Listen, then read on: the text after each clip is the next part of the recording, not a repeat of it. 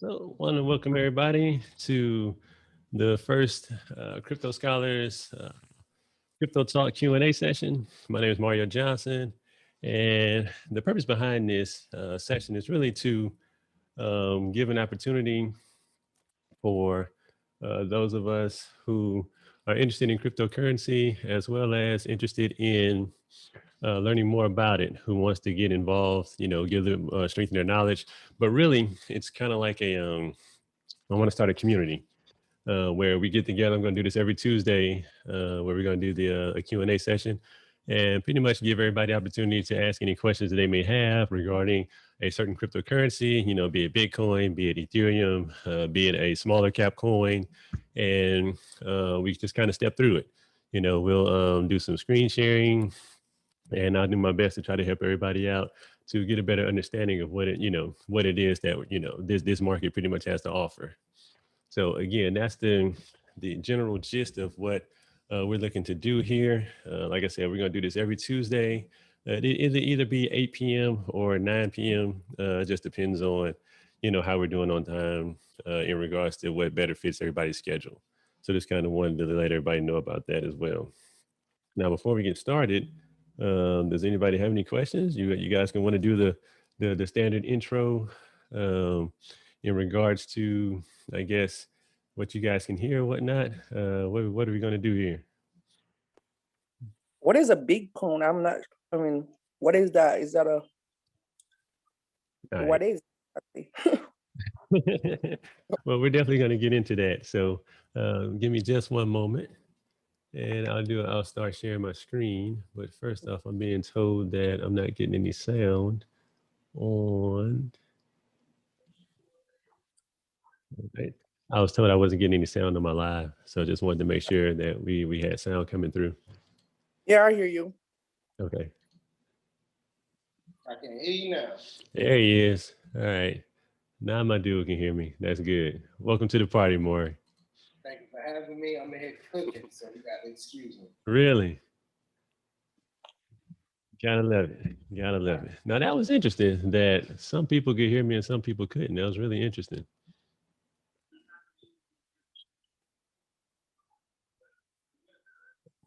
So going back, like I said, going back to doing another quick intro. And let's see, it looks like we're having some issues with the streaming. Let me stop the streaming and I'll restart it here. Can you guys still see me okay? Yes, I see you fine. Okay, yeah. Good. All right, good. All right, we'll deal with the stream later. So for right now, we'll just focus on what we got going on here. We'll deal with us. I got it recording on the back end anyway, so we're good. All right, so if any asked, what is a Bitcoin? Pretty much, what are the properties of Bitcoin?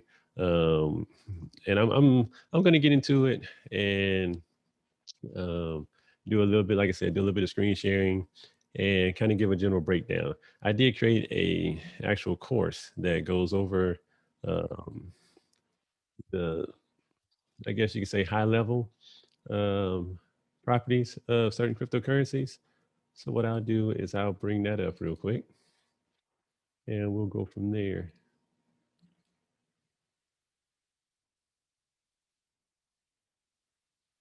And I'll skip over to the actual Bitcoin section.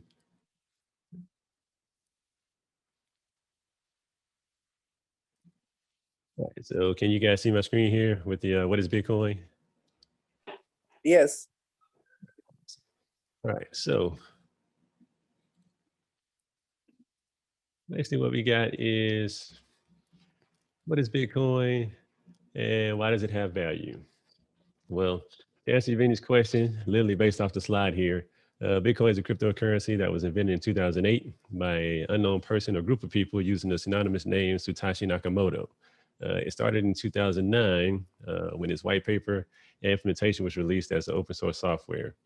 It is a decentralized digital currency, meaning it operates without a central bank or a single administrator. That's really important. I'm going to take a second there to put emphasis on the fact that it operates without a central bank or a single operator or a single administrator, meaning that no one controls it. No one individual controls the Bitcoin network. It's literally code. So it technically can't be manipulated. It can't be, within its existence, it hasn't been hacked. It's what we call immutable. And its network only gets even more secure as more miners come onto the scene. In I guess adding in more mining equipment. We'll talk about a little bit about mining as well if you guys kind of want to get a little into the weeds on that one. Let's say it can be sent from user to user on the peer-to-peer Bitcoin network without the need for any intermediaries, meaning you control your wallet, you control your coins. You know how like with the bank, and you guys let me know if you got any questions in between what I'm talking about. But like with the bank, if the bank decides that they want to freeze your account, they freeze your account. The bank has 100% control over your money. And to be honest with you, it's actually written in a way that as soon as you deposit your money into the bank, it no longer belongs to you. It belongs to the bank, and they lend it back to you. So they have full control over it. With the Bitcoin network, you yourself have full control, full custody over your actual coin, provided you have the privacy keys. The And in doing that, it can't be taken from you. That's the biggest thing. It literally can't be taken from you. I can give someone, I manage my Bitcoin wallet through my phone for the most part, and I can give them my phone, and they couldn't take my Bitcoin if they tried. That's one thing I love about it. So governments can't seize it. Um, you can travel anywhere in the world and be able to use it. It can be, I guess you could say it could be exchanged for almost any currency, definitely any major currency, through a number of ways. You can use a standard exchange, or you can literally just do peer-to-peer transactions, which is kind of what I had noted here. Uh, Continuing on, the transactions are verified by the network nodes through cryptography and recorded in a public distributed ledger that we now know is called the blockchain. So when you guys think about blockchain, that's literally what it is. It's just a giant ledger that's open to the public, meaning that you can verify every single thing, also known as trustless. And in that regard, uh, a person, I guess you could say, a person you can't lie about whether or not you sent the transaction. You can't lie about whether or not the amount of Bitcoin you hold, because all the person has to do is ask you for their public address, or all you have to do is ask the person for their public address, and you can 100% verify everything that's within that wallet and all the transactions that have been made. So it kind of it it forces honesty in regards to the certain transactions that are being that are taking place back and forth amongst the person. So if I come up to you, a lot of people like to kind of fudge a little bit in regards to some of the things that they may have. If I come to you and say, "Hey, I got 1,000 Bitcoin," well, you can actually confirm on the Bitcoin ledger whether or not I truly have 1,000 Bitcoin. Granted, I'd have to give you my public address, but that's one way to confirm, kind of whether or not what I say is true. I like that in regards to governments, because we all know that for a very long time, governments used gold as a backing for their fiat currency. That's no longer the case, but we still have issues where even in the United States, the amount of gold that the United States claim to hold hasn't been verified. That's for other countries too. Currently, China claims to hold, I think they say they hold 100 million tons of gold or something to that regard. Don't hold me to that. You can fact check me on it. But there's no way to verify it. Bitcoin solves that problem, because which I'm hoping that we'll get to the day that everything's backed in Bitcoin, again, because of the fact that it forces everybody to be honest about what it is they're doing. Um, so continue to move forward. I ramble, so you guys feel free to stop me at any time. I'm not muting anybody. I'm not gonna cut anybody off. But let's see. Bitcoins are created as a reward for a process we also know as mining. Again, I mentioned that earlier. The mined Bitcoin can be exchanged for other currencies and even products and services. Um, why does it have value? Well, Bitcoin is designed to be deflationary, meaning that there will only ever be 21 million Bitcoin in existence. And there's already 18 million, a little over 18 million Bitcoin in circulation. but the 21 millionth, the very last Bitcoin, won't be mined until the year 2140. You guys let me know if you're already aware of this information. I don't want to be redundant, but it's beyond scarce. You know how people say gold is scarce? Well, Bitcoin isn't scarce; it's finite. And I had mentioned before, it can't be manipulated. You can't create more Bitcoin, and it's only distributed on a calculated basis. So right now, currently, I think 900 Bitcoin are mined per day. Um, that's in the algorithm, that's in the protocol itself. It doesn't matter how powerful of equipment you have. It doesn't matter, how much money you have. You cannot ever mine more Bitcoin than the algorithm actually produces. And also, too, that number is cut in half every approximately 4 years. It's called the halving, which is a process that happens where the Bitcoin supply that is produced by the algorithm that's given as a reward to the miners is actually cut in half. So we just experienced the halving here last May. Which is kind of it's a cycle. It's a lot of stuff to talk about here, but it's kind of why the price is actually increasing in value because the amount that's produced has just been cut in half. And then in another 4 years, well, I guess 3.5 years from now, it's going to get cut in half again, and so on and so forth until we hit the year 2140 when the last Bitcoin is mined. Let's move ahead. All right. Now, one of the most common questions, going deeper into what is Bitcoin for Eveni, is, can I buy less than one Bitcoin? Because most people see the price of Bitcoin right now, what is it, like $54,000 or something like that? And they're like, holy crap, I can't afford that. I can't buy one Bitcoin. Well, Satoshi Nakamoto thought of that. And what it did was it made Bitcoin divisible by in what's called Satoshis. So you can actually go to I think it's down by 100 million units. So 100 million Satoshis equals one Bitcoin. So you can actually purchase, right now in your Cash App. I tell a lot of people who just getting started with Bitcoin to purchase it through Cash App because of the fact that you can buy 10, 5, $20, in worth of Bitcoin, and then you actually get a certain number of Satoshis added into your wallet. So you can compound that, just a lot of people think of it. And this is where I had to get over that mental hurdle too. When I first got started in cryptocurrency was that it's like I'm never going to get to that one Bitcoin, at least. That was my initial goal when I first started, was to at least get one Bitcoin. But when you understand how compounding works, and you understand that, and it's my favorite saying here, you can't get to a billion without one, then you focus on that one. You don't focus on the billion, you focus on the one. So one today, two tomorrow, and so on and so forth, and let it exponentially grow. And before you know it, you've achieved that goal. You've got that one Bitcoin, you've got that 5 Bitcoin, you've got that 100 Bitcoin. It's a process, and we're in the long game. So going back to, uh, Bitcoin being divisible up to the 8th decimal place. That is kind of one of the features that was programmed into the protocol so that people didn't have to, again, Bitcoin is scarce. I mean, finite in 21 million. Well, 21 million times 100 million, per Satoshi, actually means that it can be utilized as a nice form of currency, a form of transaction, even though most people see it as a store of value. Now, I don't want to get too deep into it, mainly because of the fact that, I want to give everybody the opportunity to ask their questions. So I'm gonna shoot back over to me real quick. Did that kind of help you out, Eveni, or did I basically just make it even more complicated?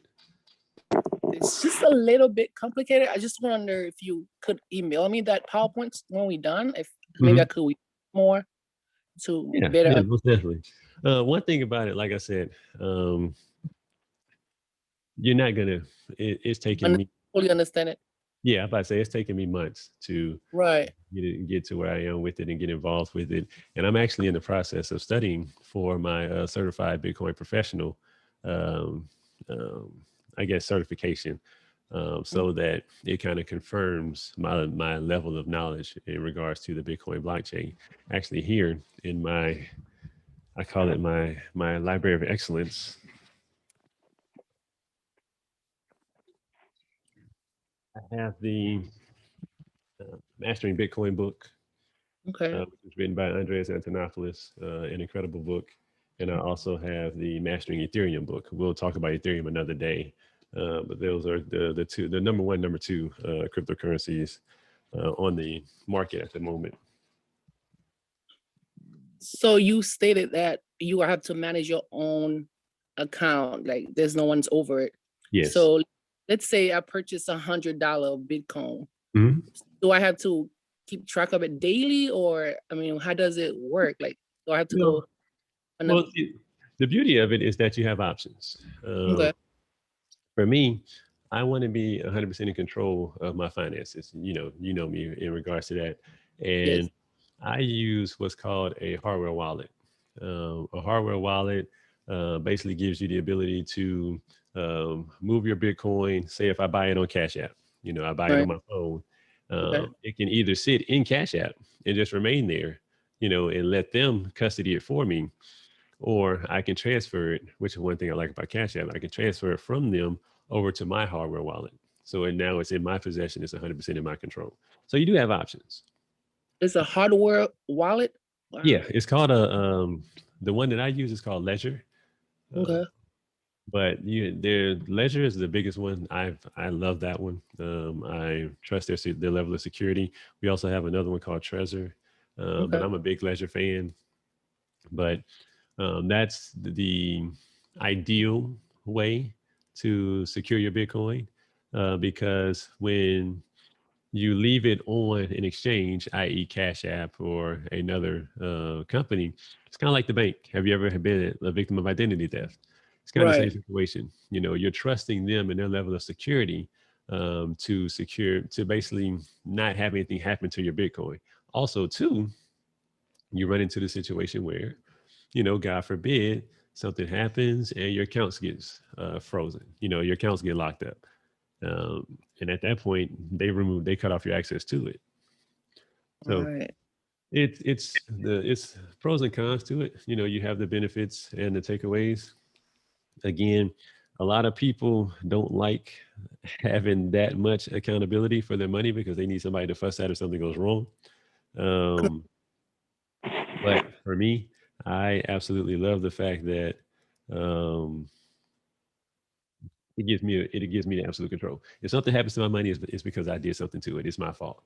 I don't want to. Okay, I'm gonna give another example. And like I said, I ramble, so you guys stop me at any time if I'm going too far. But the bank, okay, we run into situations where, for one, they're not open on the weekends. Two, they're not open, past what 5, 6 o'clock Monday through Friday. If you need to do a transaction, especially if you're, wiring money or something like that, it's going to take a number of days. Versus when you're dealing with the like Bitcoin, we're going to stick with the Bitcoin example. It's 24/7. The network never turns off. It never stops, and transactions are produced every 10 minutes. So what would normally take you a number of days to send an ACH or even to wire, to do a wire transfer, um, it can be done in a matter of minutes. So Mario, what makes this different than the stock market where you're exchanging? What makes this different than that? Oh, I love that question. Great question. What's your name, by the way? I'm Tracy. Nice to meet you. Hey, same here, brother. Nice to meet you, man. All right, that's an incredible question. What makes this different is the stock market. People tend to think that you're buying into a company as an investor, but you're only buying a paper certificate. Again, it's only worth what the company is willing to put into it. So, and also too, you still, are bound by the rules of the stock exchange. You can't take that and use it for anything anywhere else. Um, I guess to me, the main difference is the fact that I can transact in it outside of that one particular realm. Like with the stock market, you're buying a one year. For one, you're just buying paper, which is not even paper anymore because it's all digital now. But all you're buying is I want to say like a IOU, or it's not even a bond. It's less than a bond, and it's only good for that one particular company, and you can only utilize it in regards to selling it to somebody who's willing to buy it from you for that particular company. Did I give a good example of So, that? okay, so with Bitcom, Hmm. you're purchasing what? You're purchasing an actual form of digital currency as well as a store value. Think of it as like digital gold. Most people in the industry refer to it as digital gold, like gold 2.0.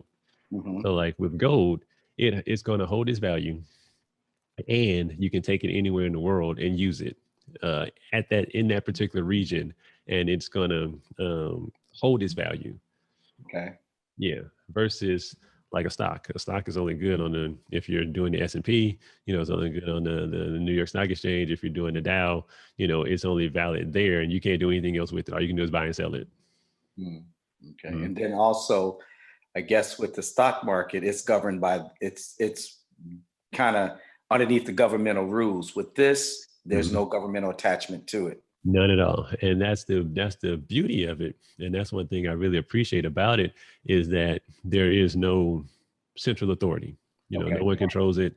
No one can tell you what you can and cannot do with it. You have you have full authority in that regard. Okay. And then you mentioned earlier about the Bitcom and the eighth decimal level. Now, Mhm.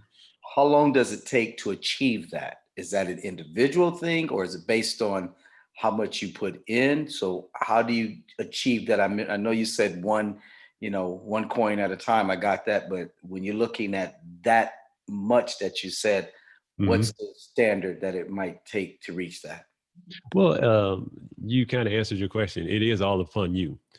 Because there's only two ways to acquire Bitcoin. One is to purchase it from someone who already has it, or two is to mine it and get it from the algorithm itself, as a reward. The Mhm. second option is almost impossible at this point because they have huge mining pools, mining farms with millions of dollars worth of equipment. So the second option is to purchase it. Now, in purchasing it, you control how much you get based on how much you purchase. Okay. So, are you guys familiar with what's called dollar cost averaging? No, I'm not. Okay, so with dollar cost averaging, what that means is you set a certain amount in a certain time frame, like every day, every other day, every week, every month, to where okay, I'm going to put $10 a week into Bitcoin. So every week, you're going to get $10 worth of satoshis based on the current market value, meaning based on the current price of Bitcoin. Yeah. So if you say acquire $10,000 worth of satoshis, that's how much Bitcoin you have at that time. So Okay. you basically decide how much you want to have and don't want to have. Okay. Yeah, for me, and I want to talk about this. And one thing I like is I like to be organic. If you guys Mhm. notice, I don't have anything written down. I don't have an agenda. I really like to be organic. I like conversations because this is how we learn. This is how we grow. Right. But for me, my strategy is one, I'm using it in a way to help bring me and my family to a higher level of quality of life. Right. Second is I'm using it as a preservation of wealth. Well, first as an acquisition of wealth, and then as a way to preserve our wealth, because I have a set amount that's locked away that I don't ever plan to sell, that I plan to pass on, to if I ever have kids or to my nieces and nephews. I have a full system set up to where, we're going to continue to pass this down throughout the family because it can actually be used for leverage. Mm. Okay. Mhm. So You guys remind me, don't let me forget. I want to talk about how, like, one of my strategy for investing in that's what I was cryptocurrencies. I going to definitely want to ask share you. that with you guys. I was just going to ask you that. Yeah. So you mentioned about the when it's going to mature. I guess I would say, for lack of better words, in Hmm. 20, would say 2040. So 2140. Yes, sir. 2140. So when do you know as far as when to purchase, when not to purchase?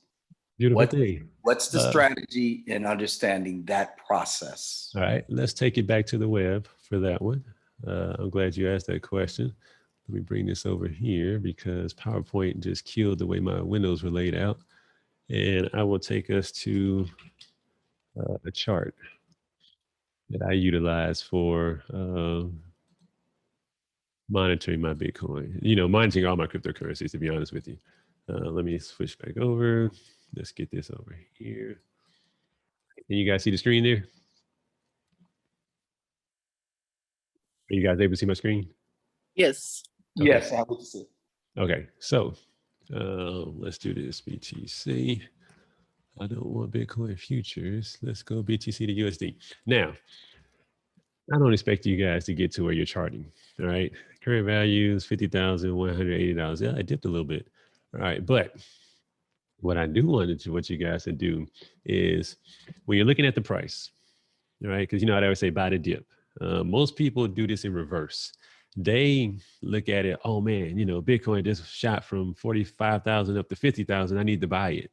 That's the wrong time to buy it. You don't want to buy it when the market's hot. You want to buy on red days. When the market, everything's in red, like there's been a dip, in the price. It fell from it seems to have fallen today already from, it got up to 54,000 and it's showing 50,000, but Coinbase showing 54,000. So it's actually still sitting at 54,000, which is good. But I'll go to Coin Codex. I like that one better. Yeah, so its current price is 54.9.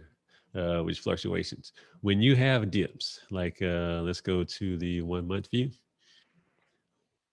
Every time the market dips, like you see that dip right there, like it reached a high of 58,302, and then it dipped all the way down to 47,000 and continued to dip down. I think it touched almost 44,000 at one point, 43,000. That's when you want to buy it. The reason why you want to buy it is just like the stock market, treat it just like the stock market. Because it sounds like, Tracy, that you're familiar with the stock market. Correct me if I'm wrong. Yes. Okay. It's exact same scenario with the stock market. You buy on red days. They always say buy the dip. You buy the dip. That's when you buy Bitcoin because of the fact that that's how you're going to increase.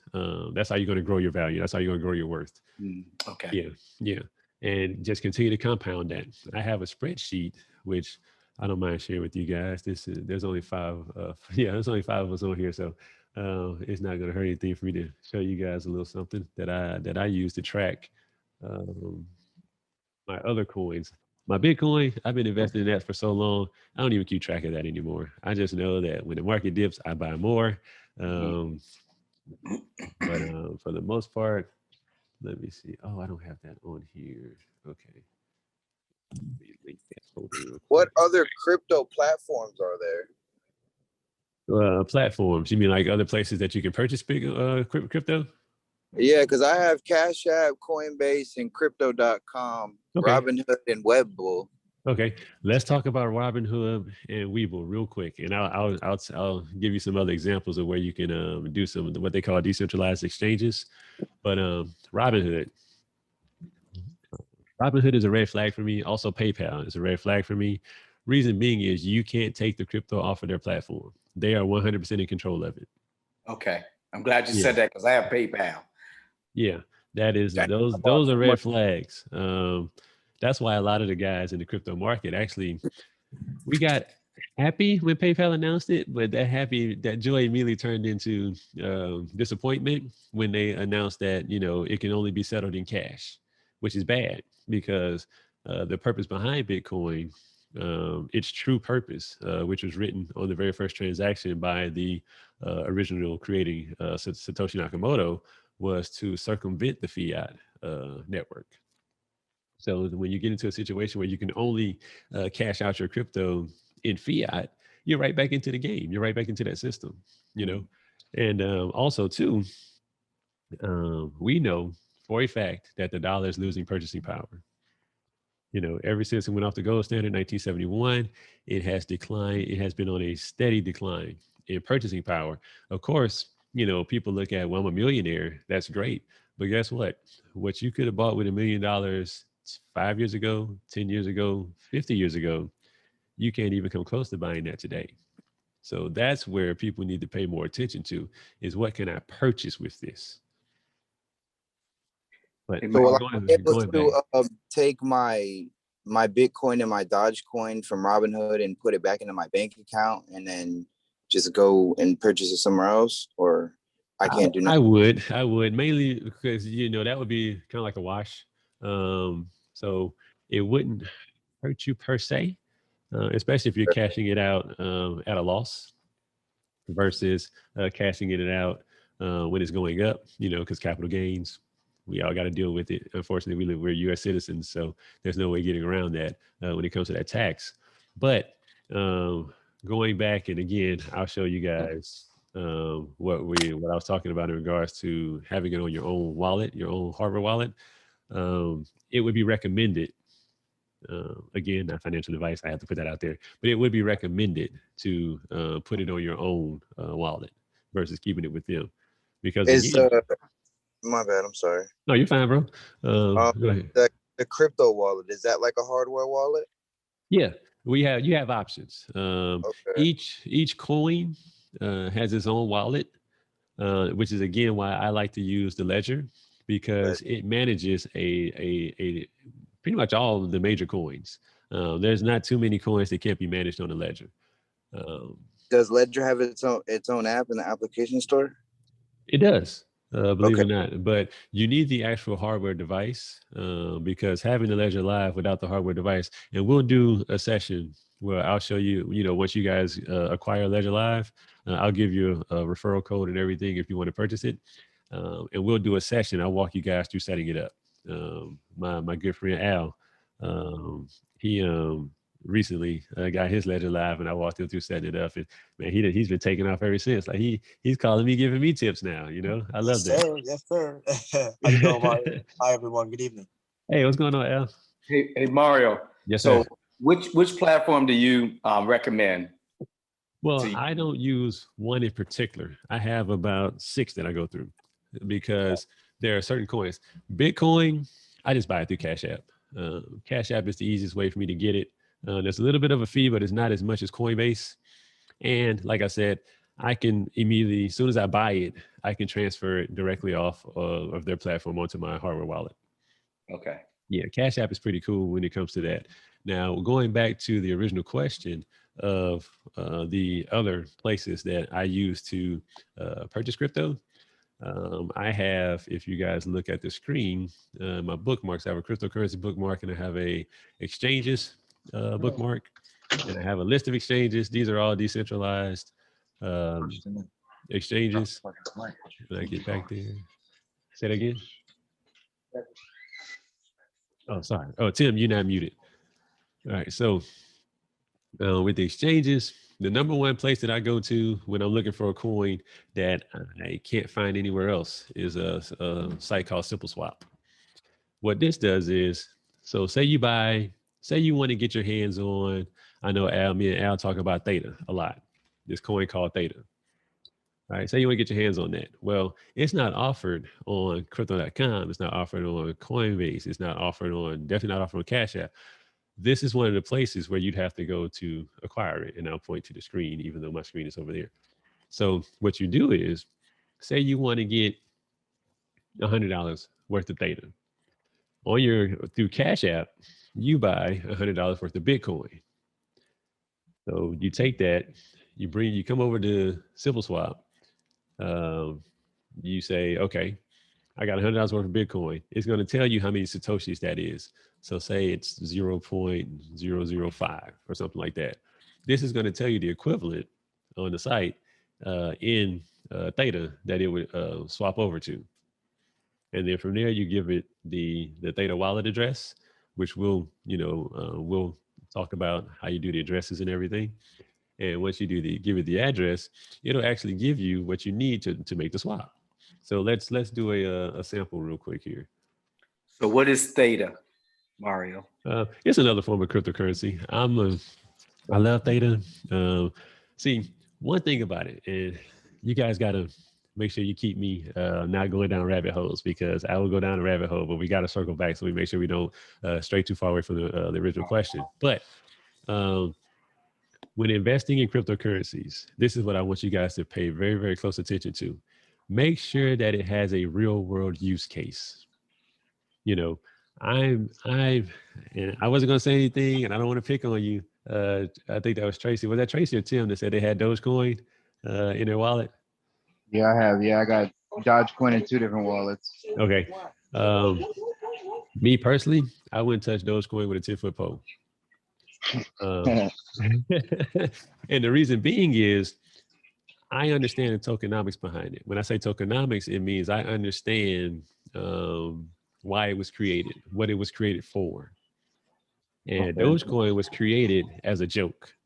The actual creator said it. I created this as a meme.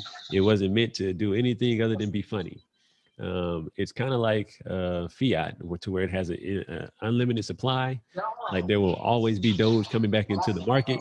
You know, I think it mines like 10,000 coins every 10 minutes or something like that. We picking up some feedback on YouTube. I'm gonna mute you real quick. All right, but yeah, with Dogecoin, it doesn't have a real world use case. Meaning being is that the only time it's going to pump is if there's hype around it. That's the only time you're going to see a spike in Dogecoin, is if there's hype. Now, right now, there's a lot of hype around it. You know, it's starting to die down, but you know, Elon Musk and Mark Cuban and, you know, some of the other Twitter celebrities are doing their best to keep it in the spotlight so that it can continue to pump a little bit, you know. But I know that Dogecoin was created for no other reason than to be funny. And I don't know about you guys, but Tracy, I'm pretty sure you can attest to this. I don't put my money in things that are that you get what I'm saying? Like that's not an investment for me. It's great for speculation. You know, Right. if you just want to gamble with it a little bit, you know, hey, it might go, you know, to 6, 7 cent, whatever.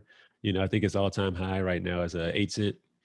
But outside of that, it doesn't have a team behind it that's constantly working on improving its the protocol. It doesn't have, you know, major corporations that are investing into it as a hedge against the like we talked about the inflation and the decline in purchasing power of the dollar. You know, it's fun to talk about, but that's all it is. It's fun. You know, to me, it's not a good business move. And like I said, Tim, I didn't want to pick on you, so I apologize there, man. But No, none at all, sir. I'm glad yeah. you told me that, because I got like $350 in Dogecoin. Well, another thing too, and I'm gonna bring this up. When you invest in something, and this is why I had wanted to show you guys my spreadsheet, but I don't have. I'm not on my actual laptop. I'm on my studio production setup, so my files are different. But when you invest in something, it's good to track what the price is at the time when you're purchasing it, because that lets you know that the only way that you're going to make a profit, you know, if I can't at least double my money, I'm not going to get into it. Now, with Dogecoin, it's currently at 5 cents. Yeah, correct me if I'm wrong. I think it was pushing 6 cents. Let's pick on Doge here for a minute. It's down 6%. In I the think last it went day. up to 8 at one point. Yeah, its all-time high is 8 cents, but right now it's at 5.5 cents. So Right. we'll say 6 cents just for round number purposes. Now, the only way you're gonna at least double your money. So Tim, you said you got about 350 in there. In order for you to get to $700, it has to get to 12 cents. The odds of Doge going to 12 cents anytime soon are very slim. And when I say very slim, I mean extremely slim. Again, because of the fact that it lives and it circulates on hype alone. You know, it has no real world use case. So it's when I make an investment, I'm looking at, okay, from, you know, all the technical analysis and everything that I do. Me and Al, we talk about this a lot, but when can I double my money? If I can't at least double my money, I'm not touching it. And the reason I want to at least double my money is because when that money doubles, I take back out my initial investment. That way, it's now that money's working for me. You know, what's left in there is 100% free, and it's just doing this thing. You know, so I'm going to set price targets as it continues to go up. You know, but once it doubles, I just made my money back. So now I have my money back plus the original amount that I was going to invest into it anyway. That's out there working for me. So that's one thing I really want you guys to take away and pay close attention to when you're making an investment in anything, not just in crypto, but in anything. You know, at what point does this money start working for you so that it's out there? You know, I always say, you know, it's hitting the streets for daddy. You know, it's out there working for daddy, but it's literally out there producing a profit for you. And like I said, you know, I told you guys in the beginning, you can't get to a billion without one. So the goal is still to get to that billion, though. And, you know, you want to be smart about getting to that billion, but you also want to, you know, get there and take the road of least resistance. And I, I don't, I guess today, had I invested in Dogecoin back when it was, you know, 3 thousandths of a penny, it would have been worth it. But to get into it right now at almost 6 cents, like I said, it has to literally 200x from here. Yeah, well, it has to 1x from here. It has to at least double. So you're looking at 12 cents. I'm not saying it can't happen, but that's going to require a lot of hype. Because again, I could convert, you know, one of my systems right now and start mining Doge. And every time the price goes up, the market's going to get flooded because guys are going to be selling because they can get it right back. So think about that too. Because again, like I said, there's an unlimited supply. You know how the Federal Reserve right now can just print bank reserves, you know, and hey, the economy's not doing good. Oh, okay, well, you know what we'll do? We'll make a $2 trillion stimulus. Well, where'd that money come from? It didn't come from anywhere. You know, it was just created out of thin air. Same thing with Doge. You know, Doge, new coins is going to get created out of thin air every 10 minutes. And it won't stop. It's not going to stop. It's coded in the algorithm. So there's nothing that's going to change that. Right. Like I said, I'm sorry. I went off on a tangent about Doge. You guys forgive me. I know that Doge, I don't like it. That's one of your pain points right there. yeah. Like I got a quick question. How come on Coinbase? How come certain coins on there doesn't allow you to buy it on that platform? Like it doesn't. I don't know the word for it. Oh yeah. Well, with Coinbase, they're very selective in how they list coins. What you're looking for is not listed on their platform. You can search for it, but it's not actually listed on there, meaning you can't buy it. And they're very selective in the coins that they list because of the fact that, you know, they don't want to get caught with their pants down. Because if you lose a lot of money, you know, investing in something that they listed, say if it's like a scam coin, we have a lot of scam coins, a lot of what they call rug pulls. They're going to be liable. They're not technically liable, but it's going to leave a bad taste in your mouth about them, not necessarily the coin. So that's why they're extremely selective in who they add to their platform. There's a lot of politics involved in that also, but overall, they're just not going to add every single coin simply because the coin is out.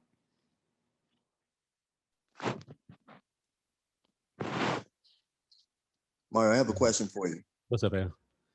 All right, so I know this is not, you're not giving any financial advice, of course. Mm-hmm. But my question is to maximize, like for an early investor, someone that actually just probably wants to do long-term investment, or even when I say long-term, I'm talking about at least 6 months, right? Mm-hmm. Short-term being more so of 3 months per se or less, right? Which cryptocurrency would you say or would you suggest as far as a project wise that we should probably be interested in looking into? Like what are some of because you mentioned Dogecoin. Obviously Dogecoin has no value, right? Right. So what other real world cryptocurrency projects that we should probably look into to maximize our investment? Can you list maybe 2 of those that you would say, hey, even with $100, you possibly get that, based on the projects and the market and so forth, what's going on, there's an opportunity there for triple your income or whatever it may be. What would you say that be? All right, give me a sec here. What I'll do is I'll go ahead and I'll sync my other folder that has my investments spreadsheet on it, and I'll just show you guys what I'm currently invested in. Let's see if I can get crypto compare. Yeah, and the reason I'm asking is not just for what, but we want to know, kind of like a little overview of why. Okay. Let's see. Let me put my code in real quick here. Because I guess the main question will be what crypto, how would you search for crypto to invest in? What are some of the things to look for? Well, that's where the research comes into play. What you want to look for is, do they have a solid team? Right. Do they have an actual group of transparent people who are constantly giving you updates? They're constantly letting you know what projects they're, what their roadmap is, what they're working on, what they have going on in regards to, new advancements, new developments with their actual coin, with their cryptocurrency. Okay. So I will look at that. Also, I will look at what we talked about before. Does it have a real world use case? Gotcha. If it doesn't have a real world use case, it's gonna be one of those one and dones. What does that mean, Mario? Real world? It basically means, what problem does it solve? And really, really quickly, short answer: what problem does this coin solve? If it doesn't solve a real world problem, chances are it's going to fizzle out really fast. So, great example. As we scroll down, let's look at, what I'll tell you guys about. Let's talk about Theta. I jumped into Theta. I'll pull up Theta here on Coin Codex. The reason why I'm extremely bullish, and when you hear that term bullish, it basically means that you're big on the project, you're buying into it, you're putting a major investment into it, you're constantly investing into it. The reason why I'm extremely bullish on Theta is the problem that it solves is it's bandwidth when it comes to uploading, like live streaming, sharing videos, things like that. YouTube, we know that YouTube is the largest video platform on the internet right now. The problem with YouTube is that it's centralized. Everybody's having the issue where there's certain words you can't say, or YouTube is going to flag you. We're having an issue with censorship for the most part. So what Theta is doing is they created basically a decentralized version of YouTube, but they took it a step further to where you get rewards for watching videos. They give you rewards in what's called T-Fuel, and that's like their rewards token. But they solved the bandwidth issue as well, because they allow what you call it, sharing, bandwidth sharing amongst all of their users. So you're not relying upon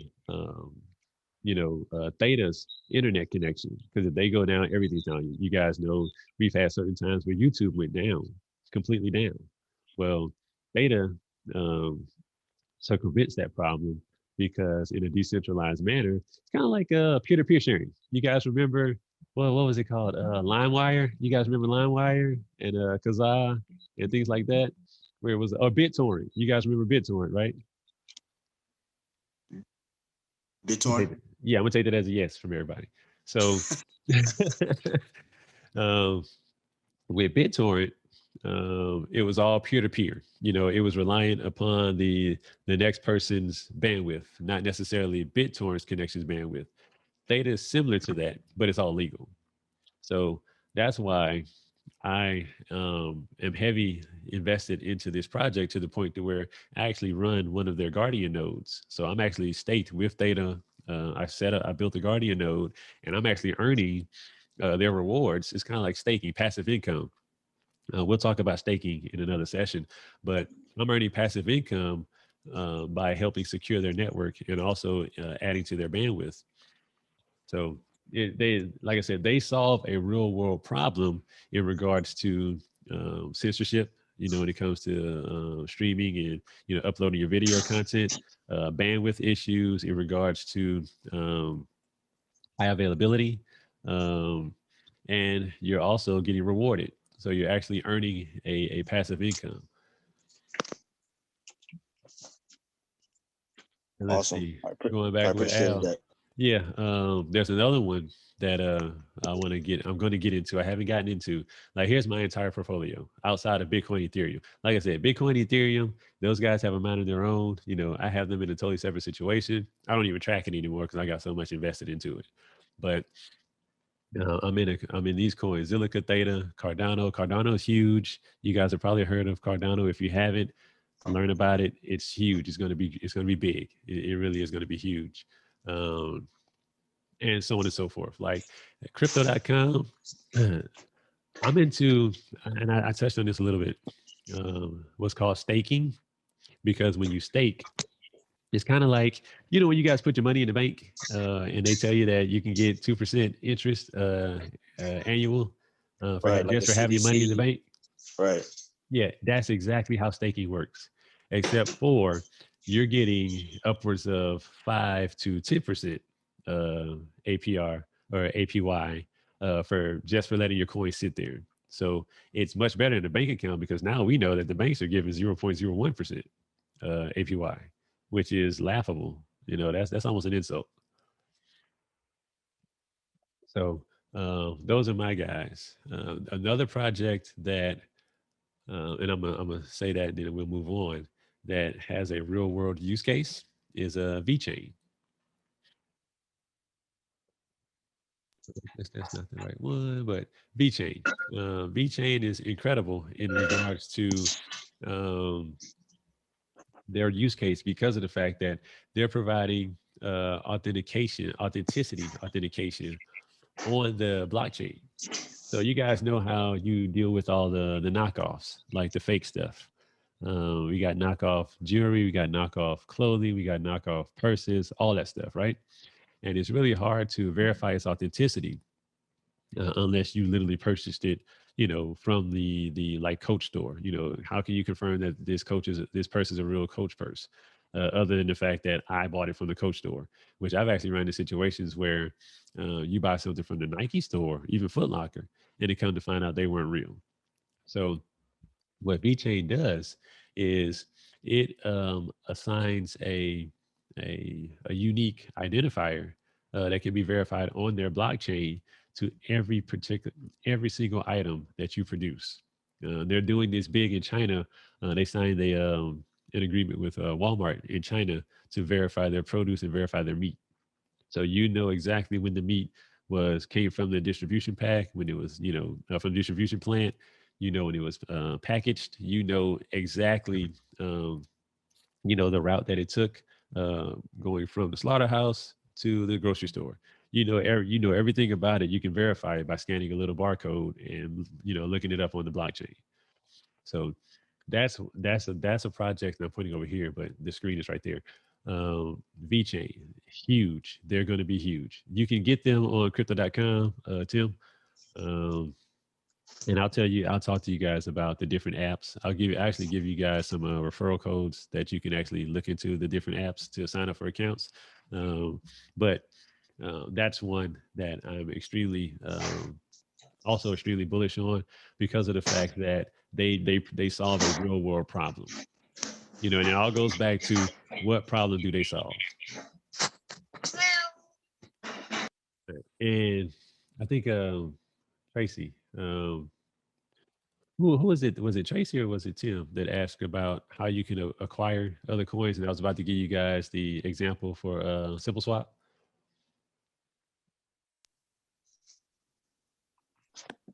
I think it was Tim. Okay.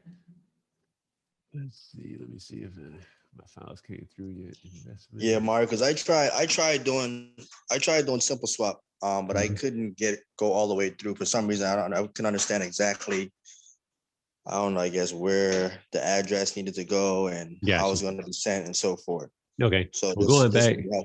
All right, going back to Simple Swap, and we're going to go back to my Theta example. So say we on Cash App, we bought 0.005 Satoshi's worth of Bitcoin. You know, again, I'm just throwing a random number out there. Say we bought $100 worth of Bitcoin. This is what it converts over to. I want to get Theta. So I know that Theta can't be acquired any other way. I got to come here to get it. So what I do is come on here, I choose Bitcoin, say how much I want to send in exchange. I tell them, you know, the coin that I want to get here.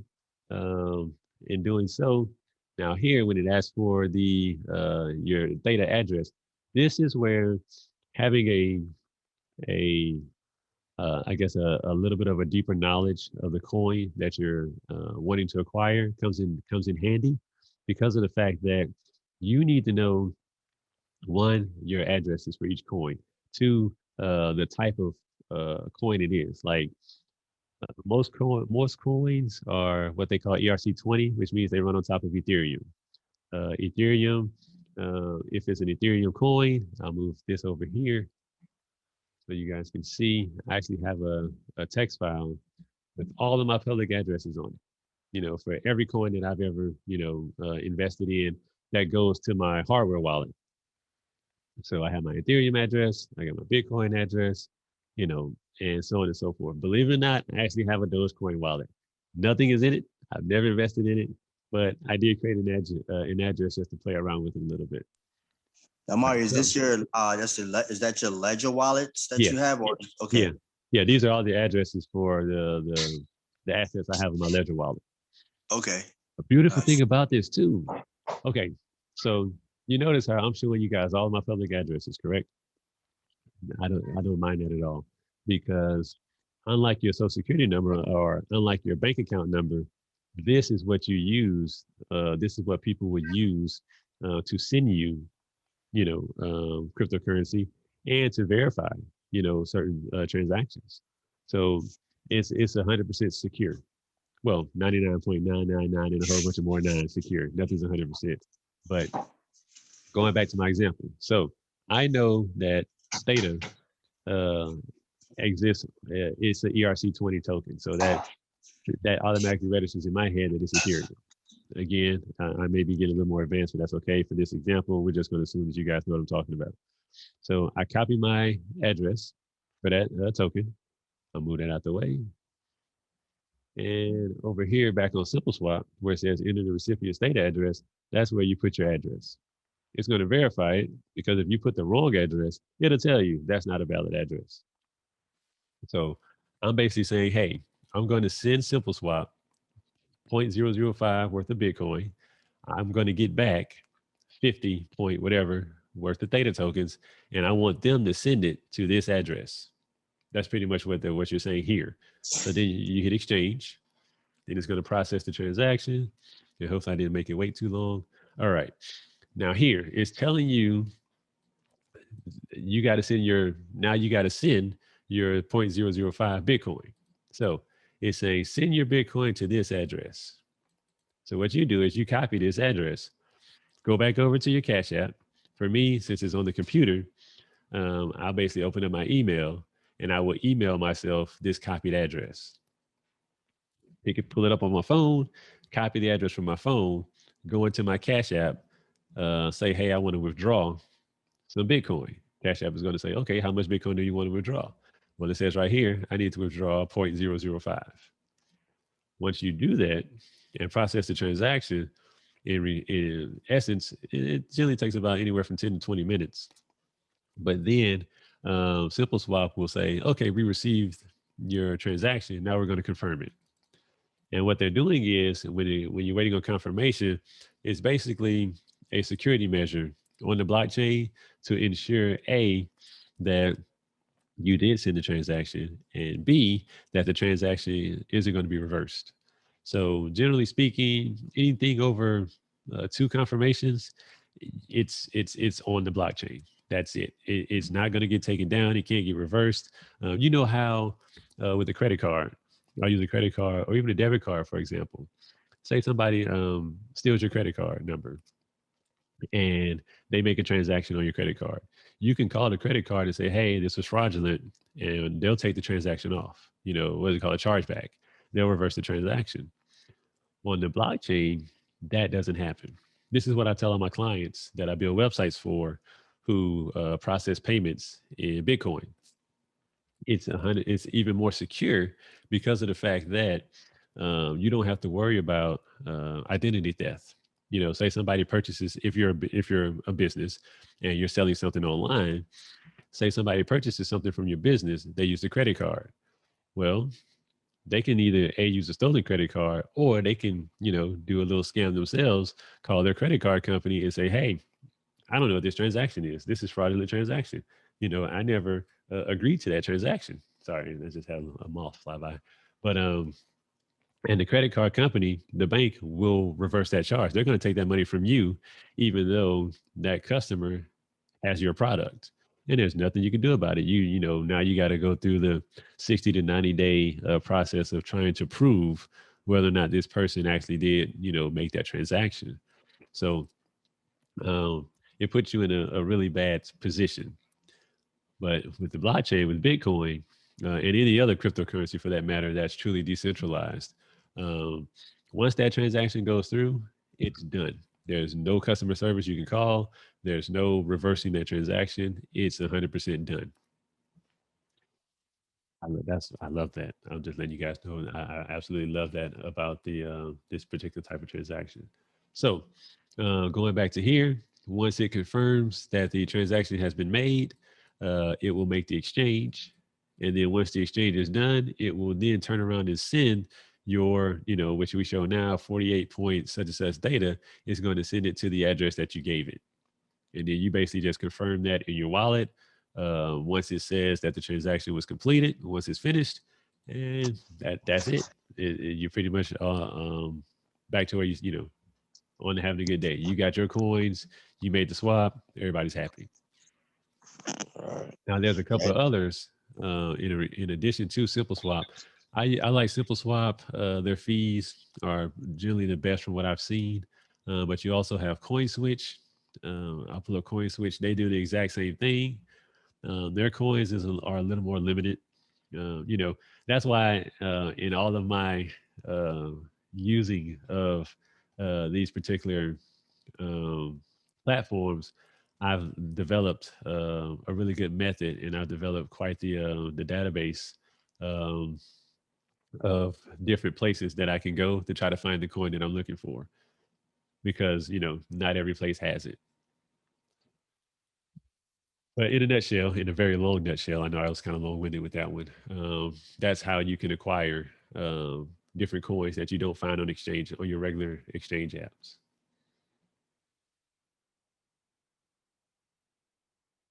All right. So, do we have any other questions?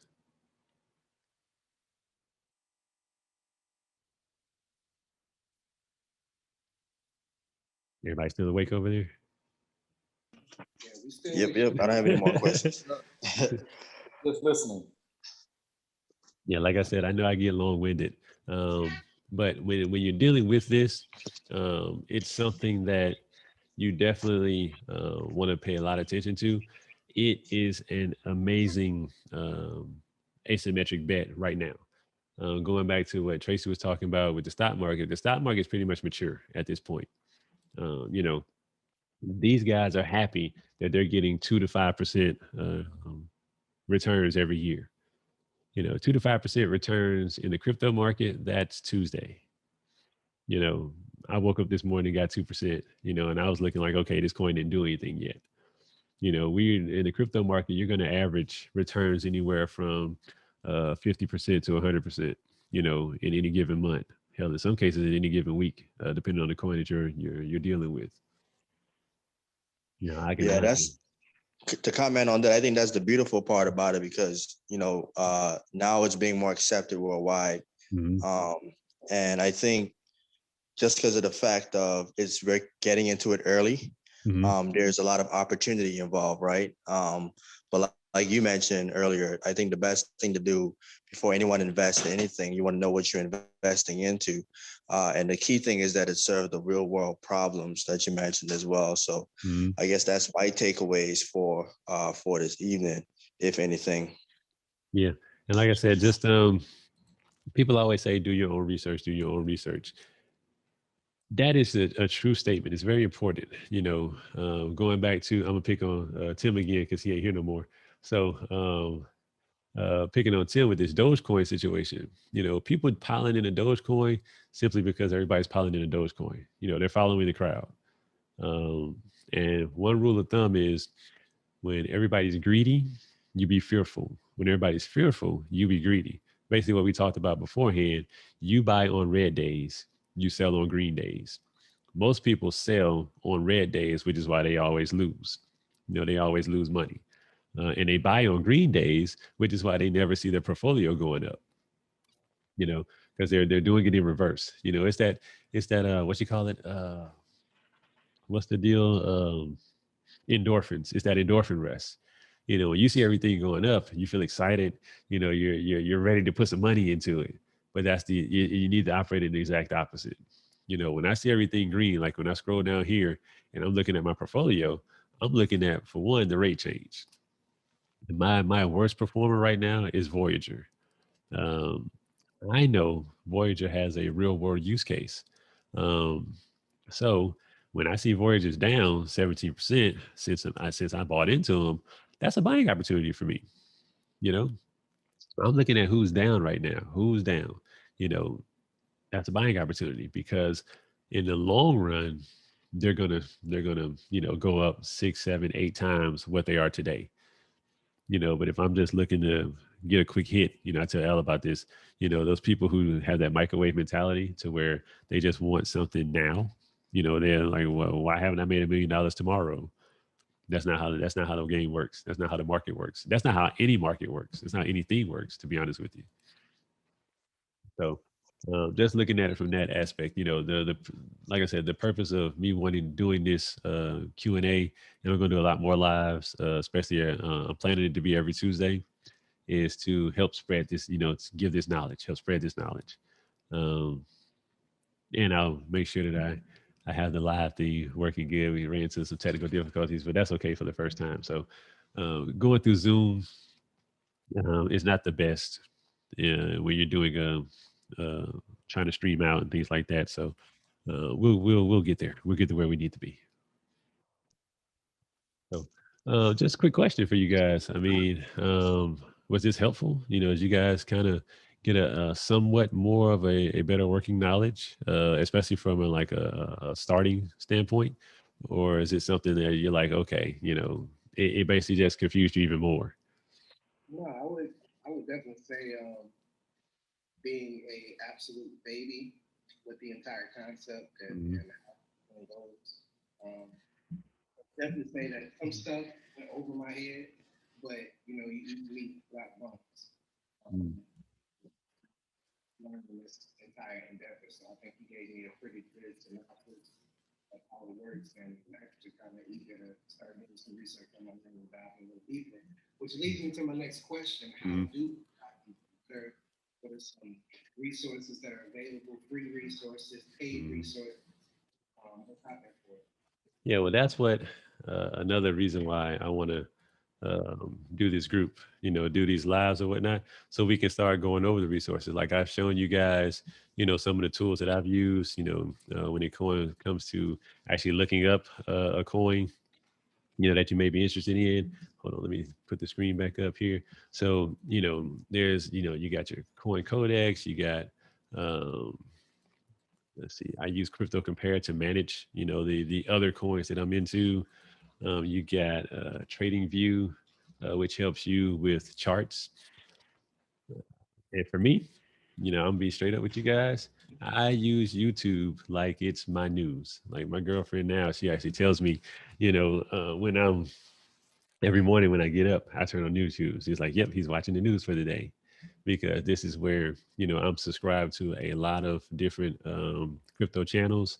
If you look at this guy right here, where my mouse is, this is the actual creator of Cardano, which I was talking about earlier. He is very transparent. He gives daily, sometimes 2, 3 times a day, updates on the progress of Cardano. That's what I mean when I say transparent. You know, is the team telling you stuff? Are they sending out, you know, newsletter emails? You know, how open are they? And then I look at, you know, me and Al, we talk about different people who's pretty much talking about, you know, cryptocurrency. Like me, I've turned into a seeker of financial news. So it's not just cryptocurrency for me. It's also looking at the state of the economy, you know, wanting to know exactly where the economy is right now, because that's giving me an idea of what the crypto market is going to do, because it all flows together.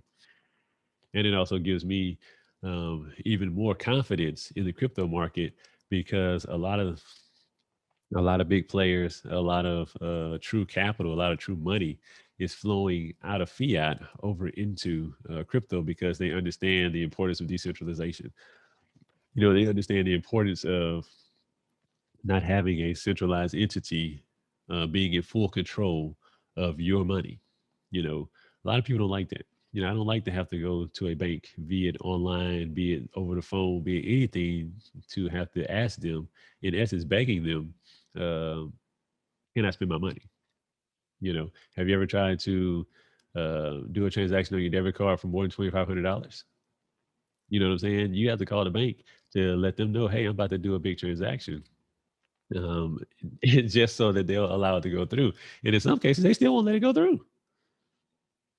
You know, so it's like, for me, I don't want to be told what to do with my money. That's my money. You know, I worked hard for it. I earned it.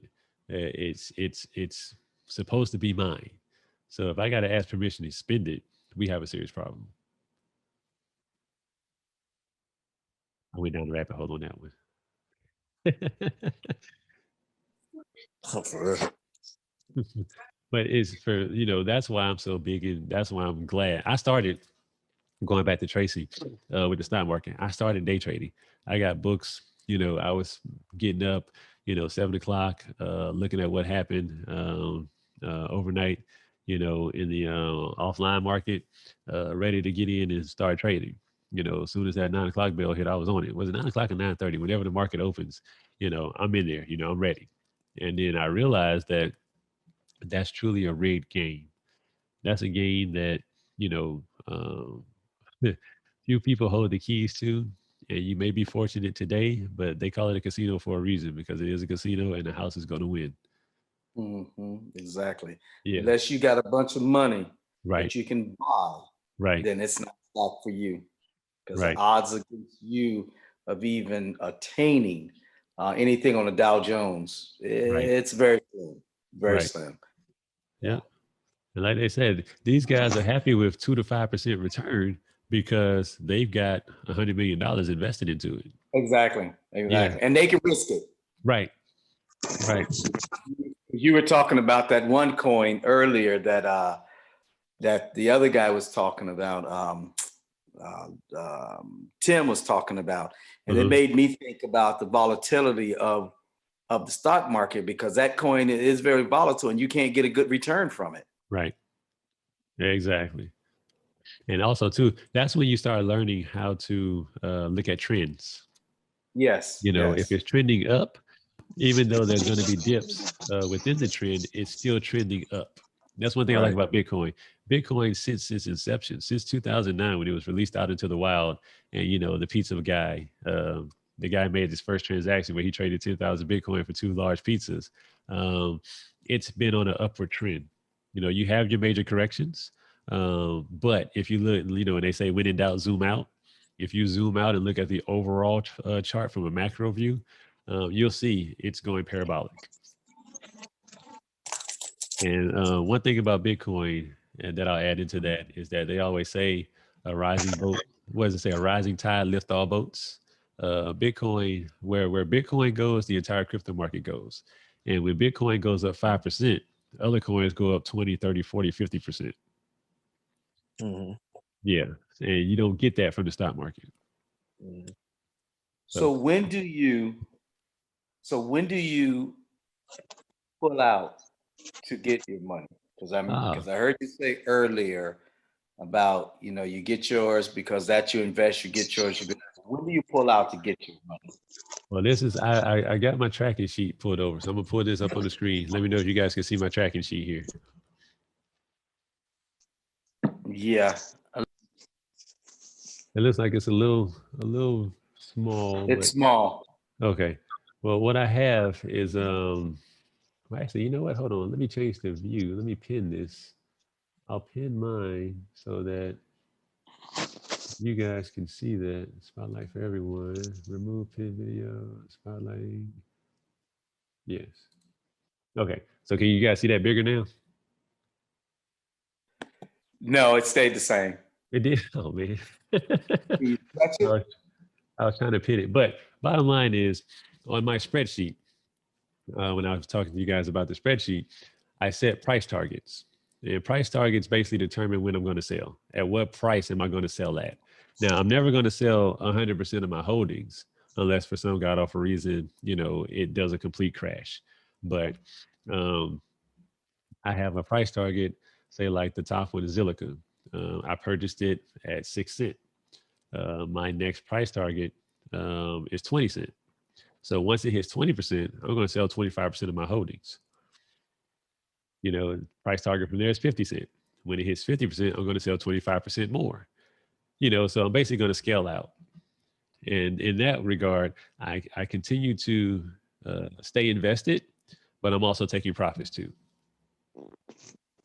Yeah, that's good. That's kind of like a strategy right there. Yeah, and like I said, my when I buy in, my very next price target is double what I bought in at. Right. So I'm at least going to get my money back. And I don't touch it until that happens. And that's another thing dealing with the crypto market. You're going to develop some really strong hands because you know it's easy to want to go sell when you see things the market's going down, but that just you know it trains you for the volatility. Yep. Yeah, so you'll develop some great hands dealing with crypto because when I first got into it, you know, shoot, man, I bought in, and it always happens. As soon as you buy it, it goes down. And there's nothing you can do about it. As soon as you buy it, it's going to go down. It's just a rule of thumb. That's a rule of life. And you know, I bought into some crypto. It went down, and I got scared, and I sold, and I lost money. But it trained me, you know, to okay, that's not when you're supposed to sell. And plus, that's when I started following some really smart people. You know, people who are much more smarter than me in the financial realm, and I started paying attention to them. You know, a lot of people don't like Robert Kiyosaki. I started with Robert Kiyosaki, Rich Dad Poor Dad. Very valuable information, you know, and I just kind of progressed from there. And that's what got me to the point to where, you know, I learned how to set price targets and I learned how to forget about it. And on red days, I go shopping. You know, I think I made a post, was it about a week or two ago when Bitcoin took that major dip. And I was like, man, you know, it's a beautiful day to go shopping in the crypto market because it is. It is. You know, always have, if you can, you know, have some money sitting on the side, waiting on those days that you can go shopping. Because when those days come, you're gonna be a happy person. Now, when you do that, do you have a certain amount that you decide that you want to, lack of a better word, invest in or buy? It depends. You know, if I already have a position in a certain thing, like right now, I'm holding about 13 positions in certain coins.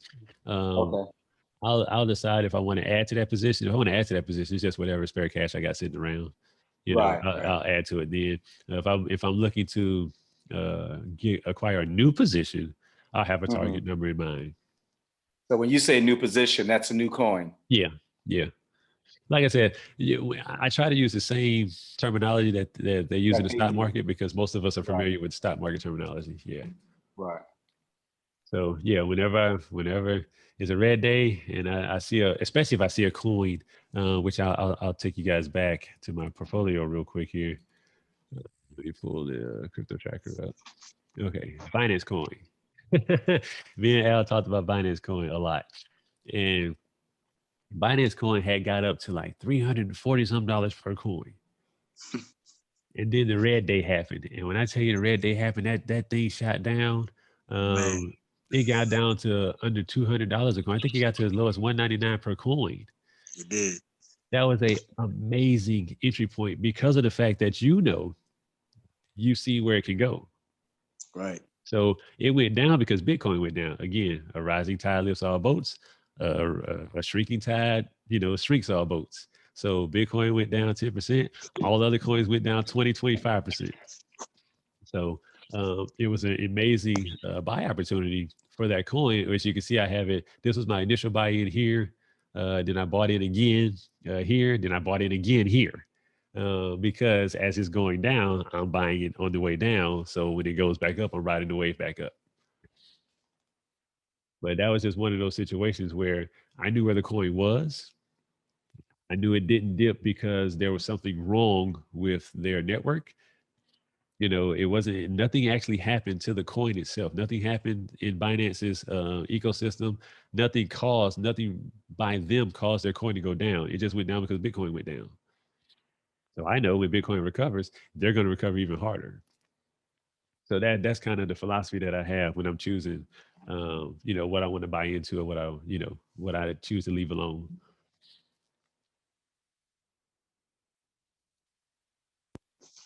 Yeah, I like that tip. That's a good tip, Mario. Look at the high highs, the low lows, the trends. Yeah. You can tell. Definitely. Yeah, I mean, it's a great great opportunity there, man. I can't say that enough. It's a great opportunity when it comes down to that. Which one is it? I noticed that I got a spell. You see, this is one thing. I'm a computer engineer. I live in front of computers all day, every day. That's what I do. I build enterprise networks. I build enterprise systems.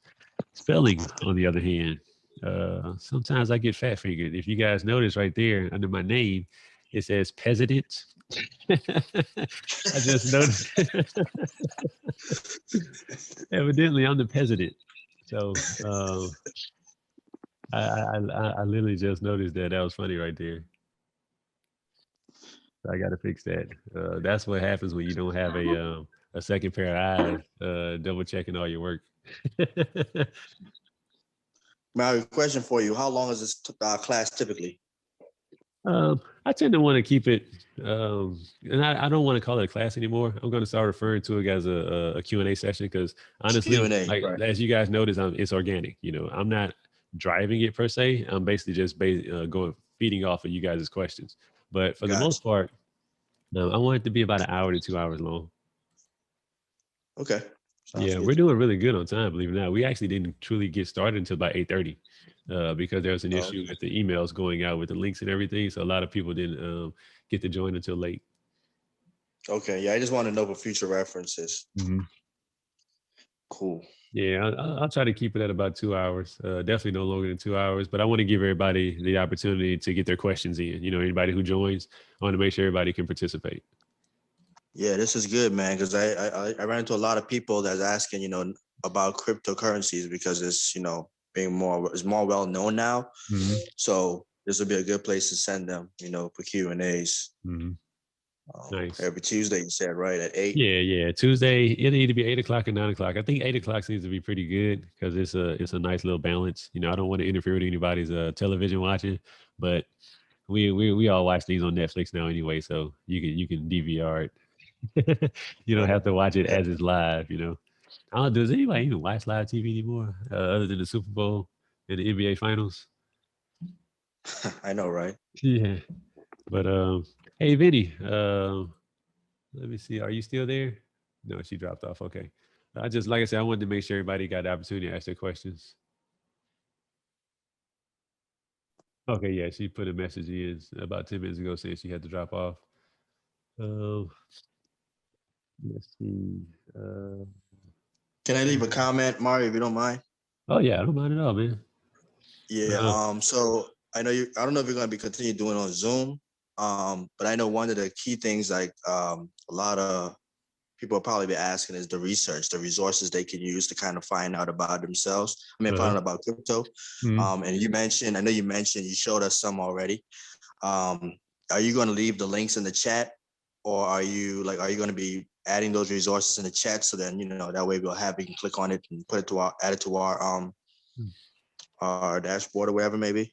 Yeah, what I'm gonna do is I recorded this session through Zoom. Thank God I recorded through Zoom, because I also tried to stream it through OBS.